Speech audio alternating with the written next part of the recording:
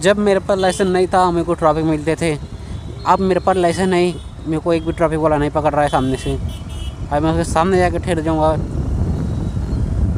लेकिन उनको पकड़ेंगे नहीं क्योंकि हमारे पास है हमारा हथियार। लाइसेंस चाचा जिंदाबाद, लाइसेंस चाचा की जय। रिटर्न हो गया तो इधर से आना, इस साइड ले ले भाई आगे।